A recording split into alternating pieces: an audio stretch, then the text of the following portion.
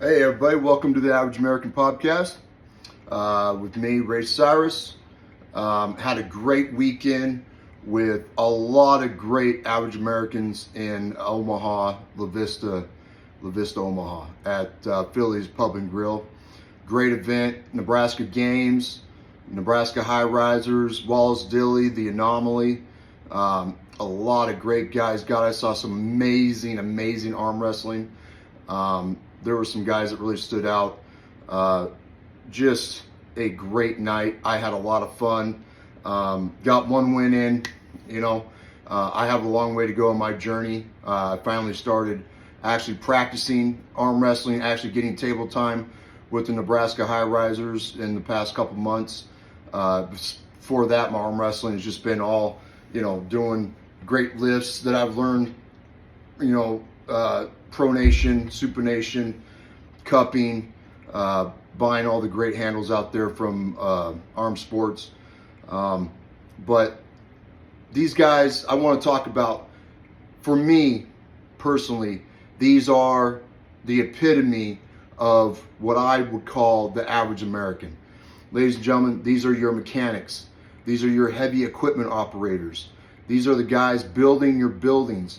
These are the guys, the plumbers, the electricians. The wives of these gentlemen are there supporting them, taking care of them, watching the kids, supporting their men and women, arm wrestling too, while they try to do something that no one else can see. It's that dream that no one can see but yourself. I've had that for years as trying to be a professional deep snapper as a kid. I went to 3 football camps a year since the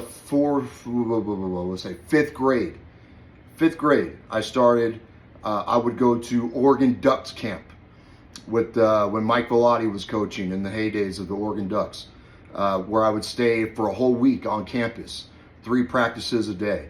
And then I would go to deep snapping camp, specialty deep snapping camp. And then I would go to Canby. We had our own football camps before season started. So, and then the weight room, training, being able to do the splits, specialty training to be able to be a deep snapper. Then just all the weight room, being one of the strongest kids in the nation at the time when I was 17 years old. So that was a dream that no one else could see but me. And without social media back then, it made it even harder. That's why I had to go to so many camps to get out there and put that work in.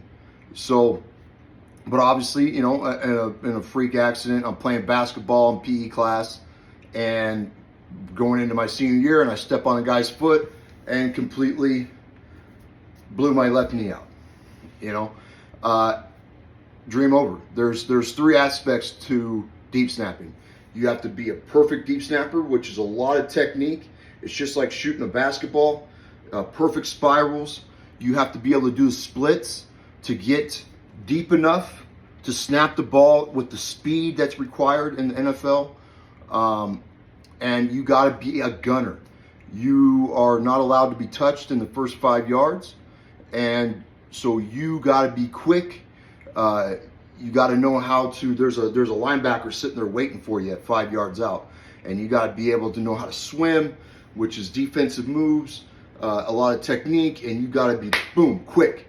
So my 40-yard dash just disappeared, and life, you'll hear more about my life story when the documentary drops in the next year. So, but again, I want to go back to talking about these arm wrestlers. And these are average Americans. These are my definition of an average American. And I'm not excluding our great professors, people of education out there. It's just in the arm wrestling world, and here's the thing I gotta tell you, some of these arm wrestlers are computer engineers. The Silent Assassin, Jeremy, amazing dude. Computer engineer, I believe. Engineers, some of the best arm wrestlers in the world. Devin Larratt, being a Canadian Special Forces, retired Canadian Special Forces. John Brzenk, the GOAT.